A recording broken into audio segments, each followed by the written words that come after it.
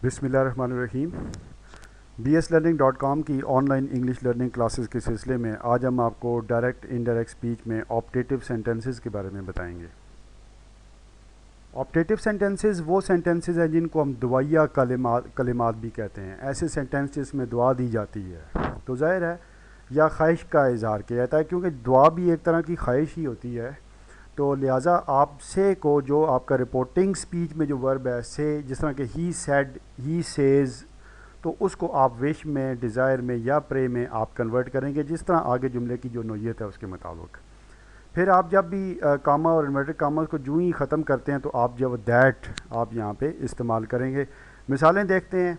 बाकी तरीक़ेकार वही हैं जो बुनियादी तौर पे कि जो आपको पीछे डायरेक्ट इनडायरेक्ट की जब वो इंट्रोडक्टरी चैप्टर में जो आपको बताए गए हैं। ये देखें यहाँ पे प्रेयर की मिसालें हैं, जिस तरह से she said to me may God bless you, she prayed that God might bless me. May हमेशा माइट में कन्वर्ट होगा।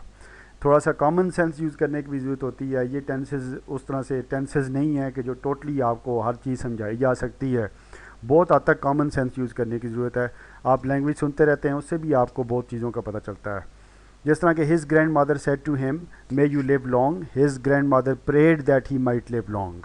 दैट के बाद फिर उसके बाद आप ही, और ही के बाद मे की सेकंड फॉर्म माइट, और फिर आगे उसी तरह लिव लॉन्ग।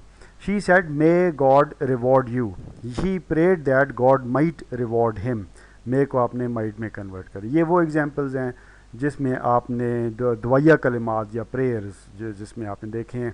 विश के एतबार से ज़रा सा देख लेते हैं। She said let's go to the market, she wished to go to the market. ये आसान है कि बिल्कुल उसी तरह से ही आपने टूर इस्तेमाल किया जिस तरह से आप इम्पेरेटिव जुमला में इस्तेमाल करते हैं, जबकि आप ऊपर जो दुआया कलिमात हैं उसमें आपने जब वो दैट इस्तेमाल किया। और इस तरीके से आप जब वो ऑप्टेटिव सेंटेंसेस को इनडायरेक्ट में कन्वर्ट करेंगे। बुनियादी उसूल वही हैं जो कि डायरेक्ट इनडायरेक्ट के आपके जो पहला जो इंट्रोडक्टरी चैप्टर है उसमें बताए गए हैं।